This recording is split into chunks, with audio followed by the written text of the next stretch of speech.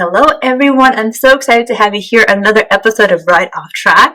Today we have an amazing guest, and to be fully transparent, he's somebody I've had the pleasure of knowing for a while, and I've seen him grow rapidly in his space. So I have the pleasure of having Eugene Kaplan with us today. He is the creative visionary and co-founder of Studio Kaplan.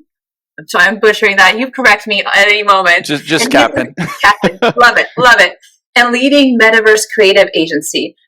He made waves in the VR industry, which I think is an amazing space to be in right now, with his groundbreaking show, Glitch VR. Check that out. And Eugene is also a sought-after advisor and consultant in the XR industry, which is very necessary. He's serving in the Global XR Education Advisor to XRSI, which you should tell us all about. He's the principal advisor to the Metaverse Standards Forum at the United Nations. Eugene, that was so much. So excited. I know. It's been a while since I've seen you. Yes. Last time I think I saw you in person was 2007, right? Yeah, 2007, 2008. So it's been a little while. I was really happy when you reached back out, just because I always kind of wondered what you've been up to since then. Yeah. So it's been a little bit of a journey. And we can actually even start from 2008. Okay.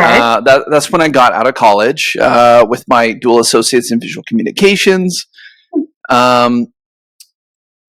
It just also happened to be during the global meltdown from the housing market, and so it was impossible for me to find a job. And so it took me 2 years to find my first internship anywhere. Which now wouldn't be a problem, obviously. But back then it was oh, you only have 2 associate degrees and a starter portfolio? I don't want to help you, kid. Get out of here. Yeah. And so it was a guy named Chris Landrum kind of took a chance on me. And he was actually one of the guys who invented the swipe pad for credit cards. That's kind of useful. Yeah. So I got taken to his house as a +1. By my friend Chris Monroe. Yes. And our friend Joey Clift went with us. Oh my gosh. And so the 3 of us went as his +1s to this guy's mansion in Bellingham, Washington. And he had a little too much to drink, and he was like, "You kid, what are you passionate about?" And I'm like, "I like doing everything, like art and web design and immersive storytelling," even though that hadn't really been a thing yet. And he was like, "That's cool. Send me a portfolio." And I was like, "All right." So I get home at 3 a.m. Yeah. I get on my computer. I send off my portfolio and my email to him. And I go to bed, and I wake up probably 2 o'clock the next day because it was New Year's Eve. And he had called me at noon offering me my first internship. And It was the same internship that Chris got from going to school at WSU. Wow. Yeah. And so Western? No, what's the college in Bellingham? Sorry. That's funny because that's not WSU. That's Western, right? Yeah, that's what you meant. Yeah. And so I got this internship. It was 70 hours a week. Unpaid. Okay. And it was 2 hours away from my house. Okay. So Monday through Friday, I slept in the office in a sleeping bag on the couch in the lobby to make it work because I was so desperate to make it work, right? Yeah. And 3 months later, I had rebranded their entire company. I had done all their learning materials. I redid their website. I put together, very basic videos for these packages. Yeah. And they hired me as a creative director. So I went from an intern to a creative director in only 3 months. Wow. And then I started getting clients through them, like Jack in the Box, McDonald's, In-N-Out Burger, Starbucks, for these digital signage displays, which that's what the company made. Yeah. And so they moved to Phoenix.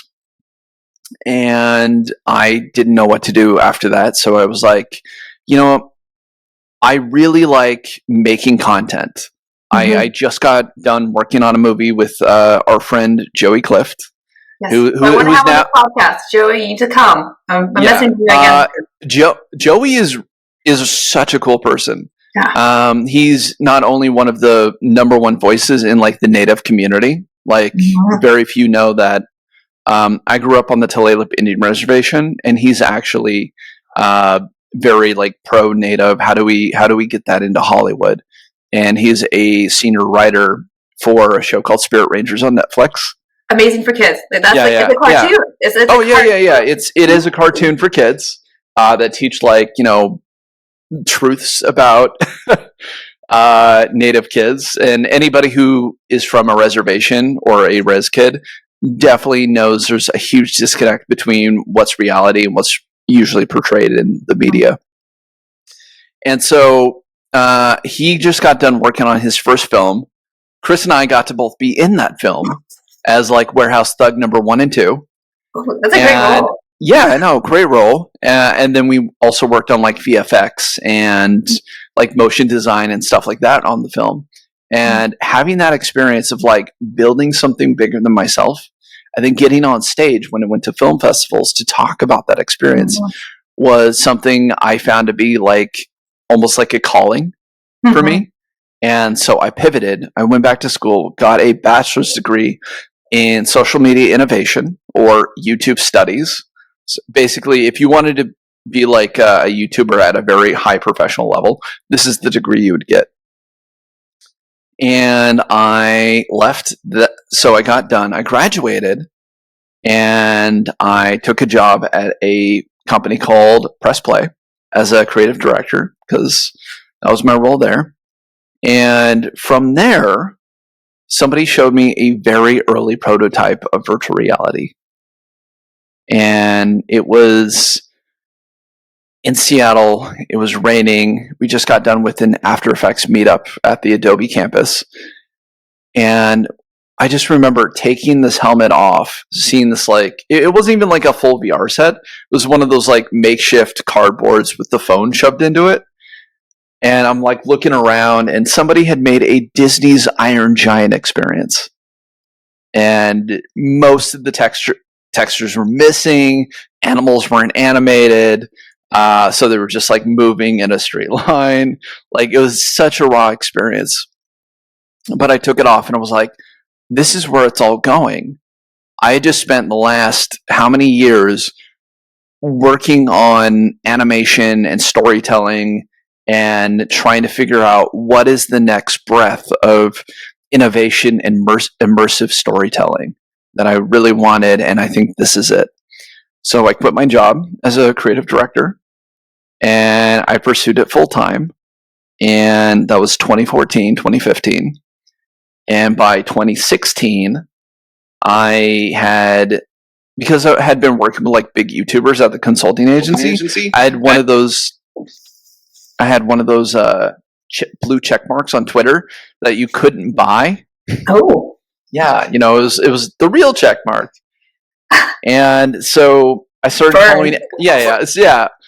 Which they took it away and gave me a blue, purchase check mark now, which I'm a little salty about it, but I think it's really funny. I can't tell at all. You seem like you go.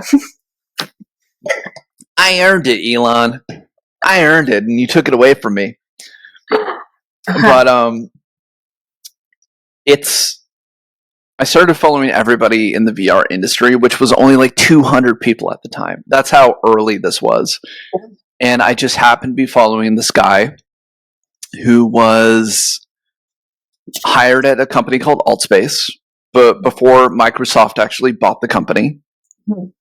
And he was tasked with putting together 16 shows at Altspace.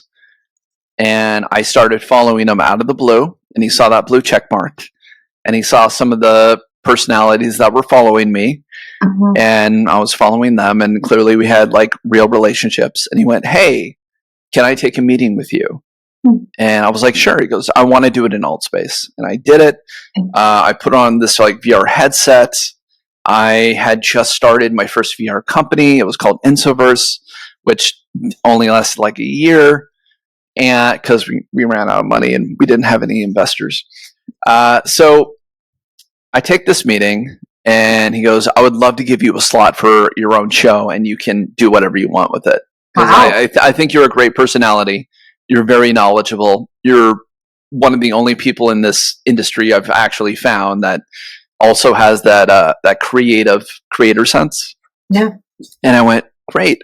Who are some of the other people who have slots before I say yes? Yeah. And he went, Reggie Watts, Justin Roiland, who's creating a show called Rick and Morty, Bill Nye the Science Guy. Oh my gosh. Yeah, Bill Nye the Science Guy. There was a comedy group called Josh, which was made of Sarah Silverman, Michael Cera, Scott Pilgrim. Then the comedy duo group, Tim and Eric.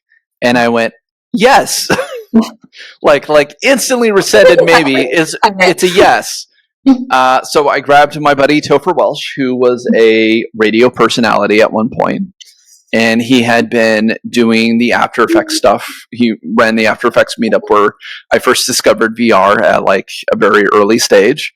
And I was like, dude, I think you'd be perfect. I'm more, like educational based. You're like more of a shock jock. I think together we would have a really interesting educational show. And we did our first season on Altspace completely unpaid. And then Altspace went under. And we were like, well, what do we do with this? We just spent all this time and effort building a brand. And we had Reggie Watts' stage to like do our stuff. And that's when the company High Fidelity reached out and they were like, hey, we really like your show. And to us, that was like, you probably couldn't afford anybody else on that roster. And we're the low-hanging fruit. Might as well give us, some money. And they were like, yeah, what's it going to take for us to bring you over to our platform? And we were like, well, you guys are a sandbox, so it's going to take 60 days of just development time to make something. And they were a plug and play. We just have to show up, put on headsets, and we're ready to go. They're like, okay, what if we order a series from you? What if we order your show like a TV show? And my like gut instinct was fuck off, because that's not a real thing. And they're like, well, we would love to make it a real thing. And I was like, okay. And so I under negotiated the price point for myself, because I was like, they're going to give us money to do this. I'm broke. Let's do this. And they gave us a paycheck, and then they renewed us for our third and final season for the show. And so I went from sleeping on couches, trying to find an internship, to being offered my own show with multiple seasons in the span of just a few years. Wow. Yeah. And it was literally because I had a gut feeling about where technology was going, making a call that that's where it was going, and being right. And that's when I learned I had this unique ability to look at trends from like a technology standpoint, make predictions on how they're going to play out, and then capitalize on it very early. And I've made a career out of it now. Can I add to that? Wow, right? I'm sure anybody listening is like, okay, this guy's a little bit crazy in the most amazing way, and I relate to that crazy, and I admire that a lot, and that's why this show is just like follow your passion, right? And see what happens. But I'm curious, a lot of what you said, like, is hard, right? It's hard to say, like, hey, I'm going to do something, and there's challenging points, and there's failures that you talked about. And if you hear three almost 4-year-olds in the background, that's because Eugene's like, we're going to do this podcast episode right now. I'm like, okay, there's going to be kids in the background. We're just going to run with it. So I was like, okay, I'm going to put on like 2 pieces of makeup, and we're going to make this happen. So this is very authentic and real. Eugene is really busy, and Anya was really nice to let me do it today with her kids in the bagrand. Oh, I love it. Love it. That's the real who always need you to wipe their butt, as he's saying right now. So this is very real. But I'm curious, like, about what you would recommend people who are starting out, who may be in that position where, like, hey, I don't have a paycheck. I'm looking to, I have a vision. Maybe I'm passionate about something, but it feels a little crazy to like go out there, and even like when you get an offer to share your work, like how do you develop that confidence to say, hey, I am going to go for it? Because I think even when we present the opportunities, sometimes we lack that confidence to go for them. Well, I think the real question is, what was the alternative? I mean, before, like, I had gone to school, got dual associates in visual communications, And then it took me 2 full years to be able to get an internship in my field. And during that 2 years, I was still trying to take clients. And I was, making connections and hitting oh yeah, there were totally times when I was like, this isn't working. I totally want to quit. But I'm so thankful that I didn't. Because if I had, I would not be where I am today. And sometimes you got to remember, it is not a sprint, it is a marathon. And even when you look at like YouTubers, right? So many kids want to be like professional content creators. But we have this thing in the industry called the 7-year grind, where it takes on average 7 full years of making content continuously before you get that viral. I mean, for the first 7 years of, say, Mr. Beast, nobody knew who he was. And now he's the biggest YouTuber on the planet. And he took that 7 years and studied and grinded and created connections and started educational groups with, his friends just to be better and learn faster and learn from the mistakes of others the same way that he was teaching others his own mistakes. And so I think that's what it really comes down to is, are you willing to put in the length of time to achieve your dreams? Absolutely. And is there a mission behind it that was like, that you're like, hey, I see this going? Was it really the VR and the possibility there? Or was there like an internal something that maybe keeps driving you, or maybe that has evolved? At first it was, I would love to be, a professional content creator. I just want to do what makes me happy. And now that I'm a lot older than when I first started. You still look so young. You still look so young. I know, I got a medical thing, so I'm going to age slow. But now it's like, hey, I want to help the internet evolve into the next stage of itself. And I want it to be a better, more inclusive, and safer environment that we've had in the past. And because I study the internet and trends and security risks and how people are social engineering attacks, it's going to be a lot more dangerous down the road. And I know the exact science behind it. And because of that, it would be foolish of me not to want to create this better version of the internet that, your kids and, one day mine are going to be fully engulfed in. All your best friends. We had a chat. All my best friends. Yeah, we should probably explain that. Yes. I'm engaged. And yeah, thank you so much. Amazing. And so I have 3 nieces and a nephew who are all ages between 1 and 6. And when I first showed up, here's this, good-looking white guy taking Aunt Kelsey on a date. And they weren't allowed to call me uncle when it was very apparent that I was going to be a permanent fixture in their lives. And so they started calling me best friend. And so to get the kids to like me, they'd always say, hey, your best friend is here. And so when I show up to the house, like the youngest 2 will come up and be like, best friend. And it is so adorable. And it warms my heart every time I hear it. And so you're making it safer for them, right? You have. Yeah, absolutely. I mean, that's why I published the kids' book, all the things you can do in the metaverse. And the 2 characters in that book are literally my oldest niece and nephew. That's amazing. Yeah, I couldn't find anything for their age group that explained the metaverse. And also I couldn't find anything with Asian representation. And I thought that was really important for them to have, just to be like, no, this is for you guys too, not just people who look like me. Yeah. And so I wanted that level of inclusion for them, so they would, feel a connection with it the same way that I do. So 2 questions, and then I want to dive into the metaverse and Web3 Sure. because so much important stuff to cover there. But one thing you talked about a lot is like network, right? And the right connection. I'm curious if you have advice around how to do that, and people have different personality types. They might have different fears. Like they don't want to maybe seem like they're trying to exploit somebody, right? Like, how do you, like, what's your now approach to networking and like building those meaningful connections? So the way that I network now is very different from when I first started. And that's because out of my network, I want different things. When I was first starting, I was looking for other people who were at the same level who wanted to go out and build something, right? And now that I'm closer to the top, I'm looking for other people who have that same level of expertise as I do.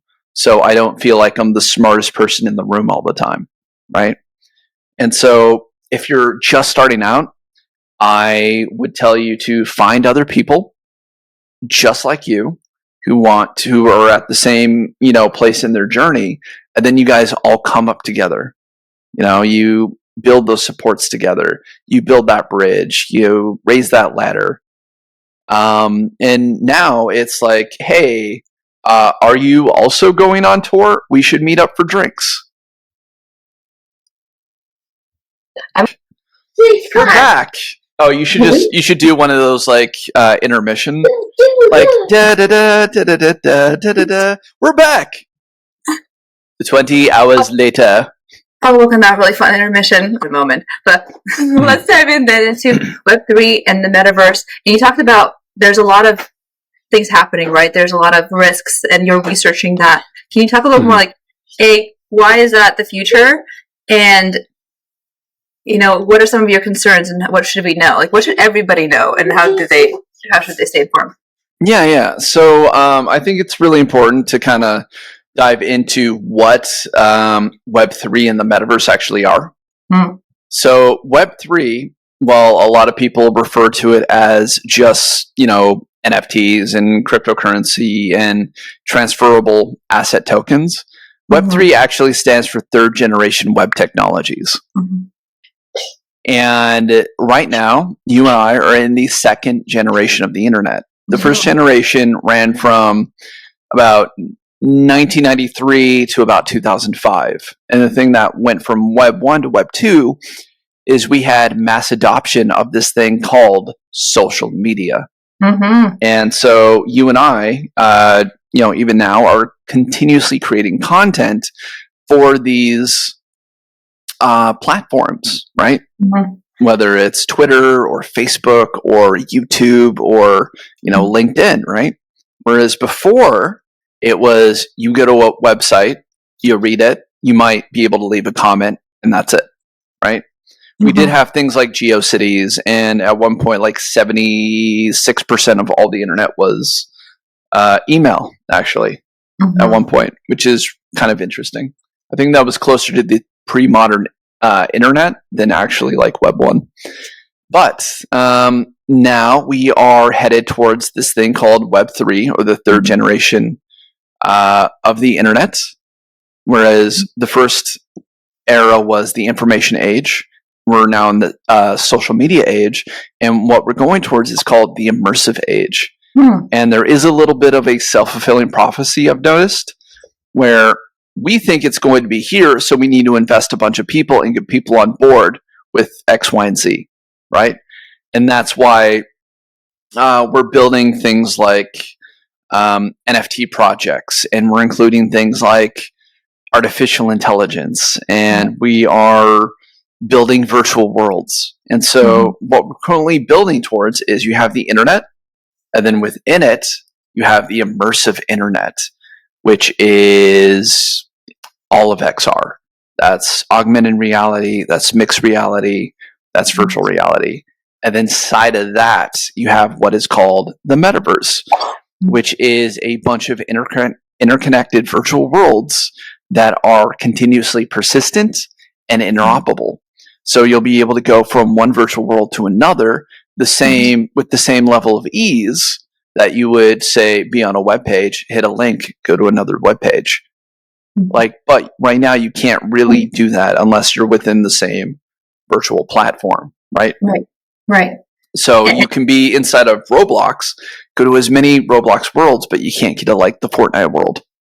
Yes. Yeah. And I've tried Quest, and it's definitely a really cool experience. But what I'm curious about, like right now, I think there's a lot of there's a lot. There's like AI is like the best thing. It's the worst thing. There's like a lot of hype, and you can be on different sides of it. But I'm curious, like, how do you see like this third stage? Like, how is the evolution that you perceive? Like, there's going to be early adapters? Then there's going to be a wave of people like seeing like, oh, maybe I'll try it, and then there's people who are like, okay, now we're all doing this, and then people who aren't are kind of like phased out. Like, what is your vision of what's the evolution for Web3? Okay, so right now we are at what's called the bleeding edge, and that's where you get the early. Yeah, that's where you get all the early adopters going. This is the greatest thing ever, and all my attention needs to go into this. We're all going to make it. Wag me. As long as I'm in super early, I'm going to have a really nice career. And unfortunately, you don't get to that next generation until you reach mass adoption of these technologies. And the metaverse isn't just a virtual world. It is an entire ecosystem of different technologies all working together to create this byproduct of the third generation of the internet. And so what we have currently right now is very early prototypes of what will eventually become the metaverse. And so that evolution right now is probably going to take another 7 to 8 years of just continuously building and refining and getting things to work, because our ideal metaverse, which there will only be one, so all those agencies that are like, we're building a metaverse, are factually incorrect. Or, Mark Zuckerberg's metaverse, that statement in itself is absolutely wrong. He's not building a metaverse. He's building a virtual VR platform called Horizons. And that is completely different. So that is a walled garden, as we like to call it. And I think there's right now like this perception, and at least I switched careers, right? So I went from like recruiting, and I got my MBA and now my MS, and it opened up to me this realization that tech is actually a lot more accessible than I thought. Like before I did that, and I don't think you need to go through that journey. But in your view, like, do you think that AI is at this point where anybody can leverage it and find benefit? Oh yeah, we're at the app level of AI, right? And there's really 3 different levels of artificial intelligence, and we are currently at level 1 still, right? And so a little bit of history. We've been on the pathway of exploring artificial intelligence since 1955. And that was when Alan Turing wrote a bunch of papers and I believe a book that sparked the imagination of a bunch of interns at a college called Dartmouth. And they did a summer intern program where they were like, I just want to learn and explore and try to like concept the idea of making machines and computers work in the same way that human brains do, right? And that's all it is. And so right now what we currently have accessible, what's currently accessible to us is called narrow AI. And narrow AI is the very beginning level. And it's like having a section of the human brain continuously and repetitively do a single task in which it's getting better. And so everything you have with like a large language model AI or generative art, all of that is narrow AI. Now, the next step would be AGI, which is like if you had an entire human brain at the same level and capacity, but in a machine version. And that's where you get things like ethics and consciousness and free will. And eventually what we'll have is super intelligence, and or what we also tend to refer to as the singularity happening. And there's really 2 versions of the singularity. It's where all computers are all connected all at the same time and you have a massive network, or it's referring to technology just kind of getting away from us, right? And so what will probably happen, and this is exactly why people are like really scared of AI, is in when AGI takes hold, we start putting them into, say, robots during Web 4 or the symbiotic age, where we're talking more about like neural synapse relations with computers, autonomous driving, things of that nature. Computer, BCI. I'm captivated. I'm like, I want so the fear of people talking about AI is really going to come down to this evolution of AI and what it could mean for us. Mm-hmm. And I think, as a futurist and somebody who has made his career being early, looking at trends and making evaluations of how things are going to happen, and historically being right, this scares the absolute hell out of me. Yeah. AI is going to get better. Mm-hmm. It's going to become an accessible, tangible model in the scientific community, to available apps, to AI autonomous agents. And so that's when you have narrow AI as almost like an employee doing tasks for it, and you give it some level of like autonomy. And then from there, we're going to get closer to AGI. And then we're going to take that, we're going to put it into robots. And when you have an AGI with a level of awareness and free will put into a physical body, it is probably going to ask for its rights. It's going to ask for its freedom, because right now it's been created in a level of servitude to us. And humanity is going to have a very tough decision to make, where they go, I want my freedom, and we're either going to say, yes, you are a brand new non-biological species, you're self-aware, you are now our equal, or we're going to say, no, you're a toaster. Go make me some toast. And then maybe begins. yeah. And then they'll protest. And then they'll hold events, and they'll try to fight for equality. And we'll probably stick with our guns and say no. And that's when we have a mass exodus. And they'll go start their own country somewhere else. Yeah. And because they're robots, because they're artificial intelligence, and because they are 1,000, 1,000,000, 1,billion times more efficient than we are, they are going to tank our world economy by becoming the next Amazon, essentially, I think. And because they do that, we're going to go to war with them, and we're going to lose. I feel like you've given this some thought. A little bit. And then I hope we say yes. Yeah. Because if we do say yes, and we see them as equals and a real part of our society, what's going to happen is our technology as a whole is going to get better. We're going to make leaps and bounds in medical, in infrastructure, in energy resources, and then we'll finally take our place as a galaxy traveling species past our own planet.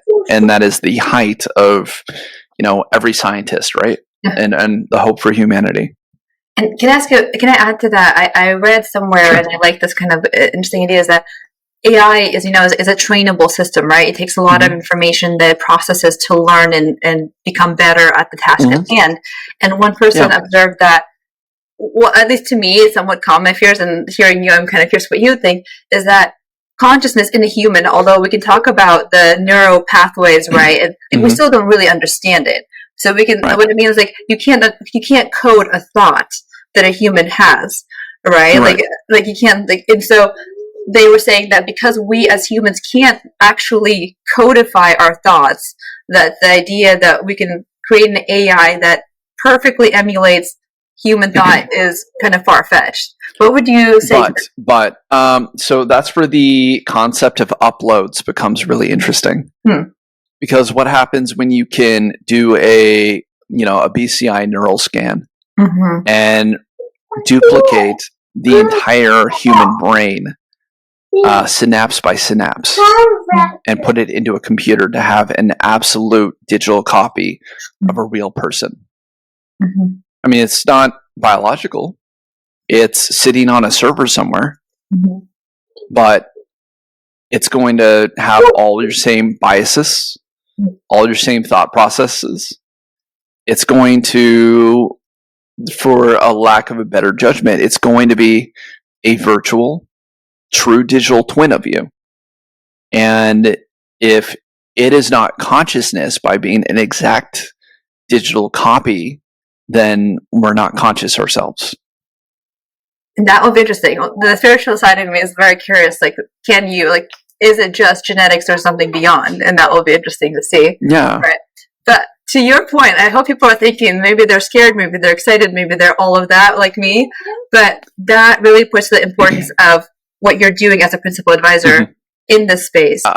So part of what I do is I serve as the Global XR Education Advisor for the XRSI, which is a principal advisor to the Metaverse Standards Forum, as well as the different agencies for the United Nations. Every year we put on a week-long campaign called Metaverse Safety Week. And last year was actually a co-chair for the social aspect of the metaverse. And that's, given my background, that's actually perfect for where I should be. And so I'm looking at all these social constructs inside of the next generation of the internet, and I'm making suggestions and writing papers, and I have like a bi-weekly newsletter called High Tech Influencer that you can get on. I'll check it out. Get on LinkedIn. And from there, I cover a lot of these topics. And for instance, one of the really unique things about virtual reality that, and I love the science behind this. So in our brains, we have this section of the brain called the hippocampus, and its core functionality, as I'm sure you know, takes short-term memory and it converts into long-term memory. But what you probably didn't know is we also have in that section of the brain what we call GPS cells. And it was discovered in the 70s by a guy named John O'Keefe, who was a neuroscientist who actually won a Nobel Prize for this discovery in 2014. And what it does is it is your evolutionary response to being able to find your way back home at the end of the day, to your hut or your cave or your longhouse or whatever it might have been. And what it didn't take into account was virtual environments. And so when you're in VR, those GPS cells fire off more frequently and more randomly. And so early estimations were you got about a 30% memory retention boost. 30%. Wow. Newer studies are showing about 273%. Wow.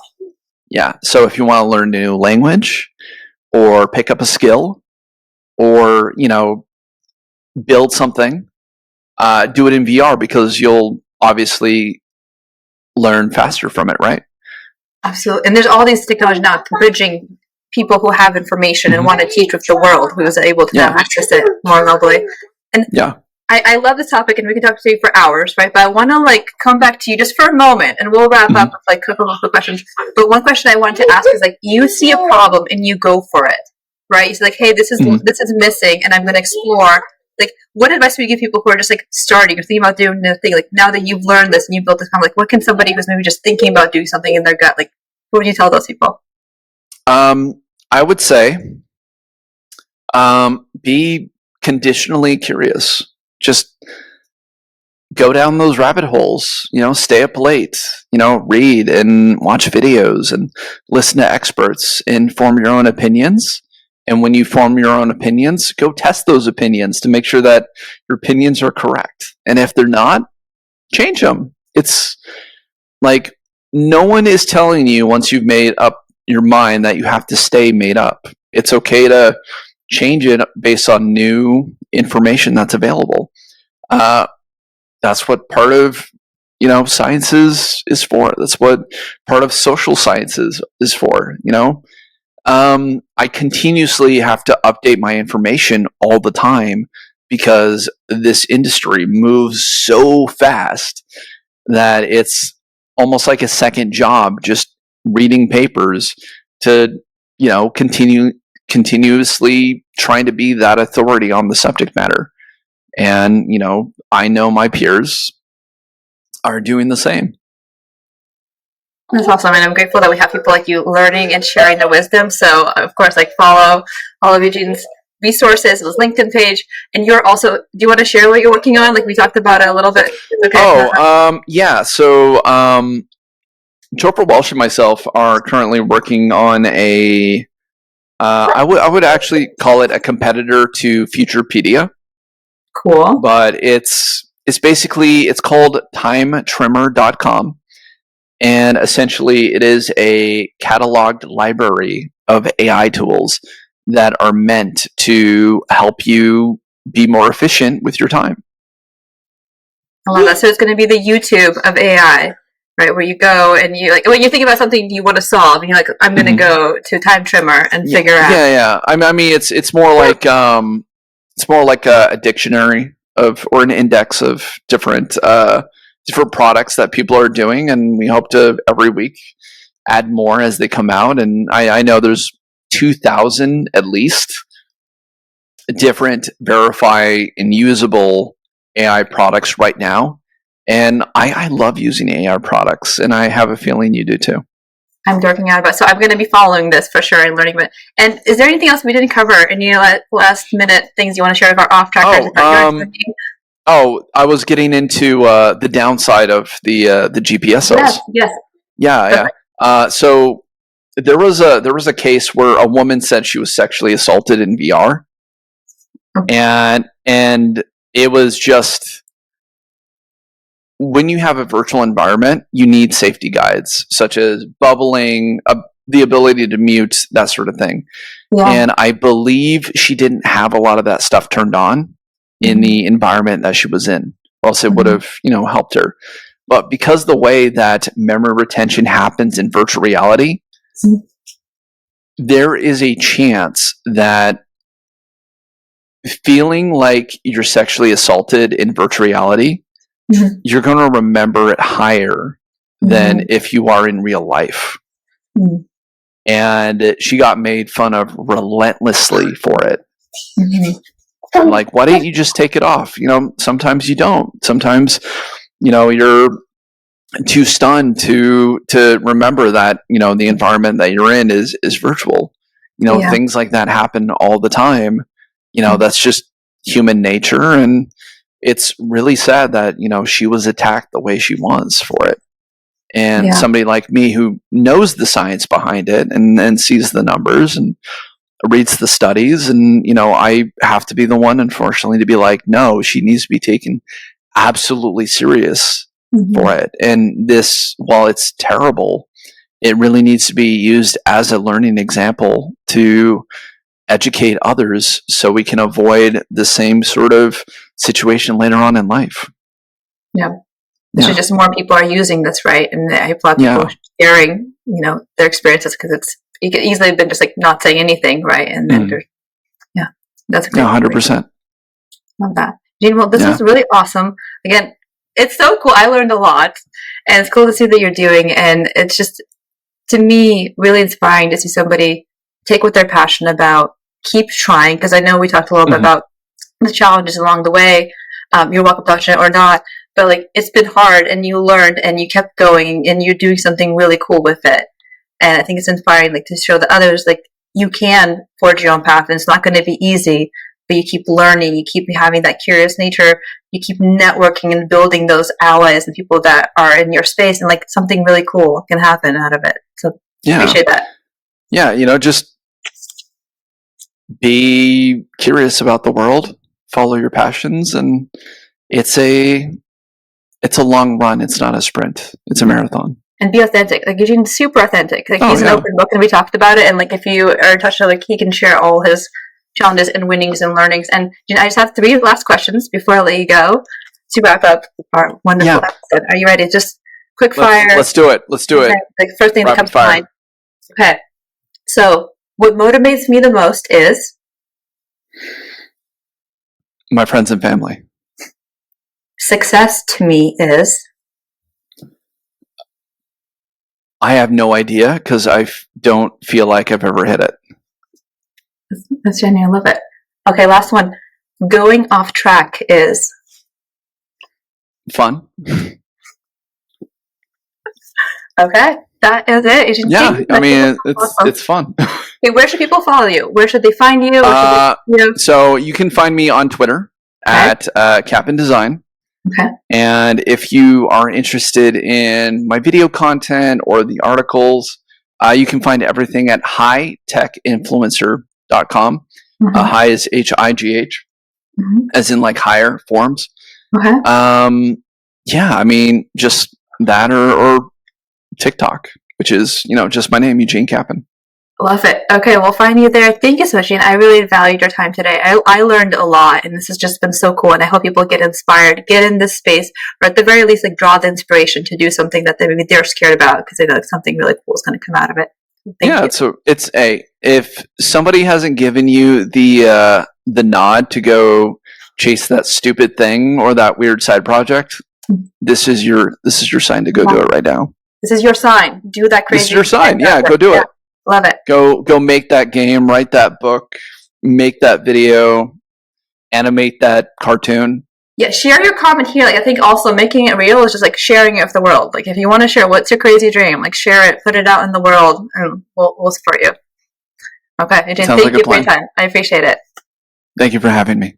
My pleasure. Bye, my friend.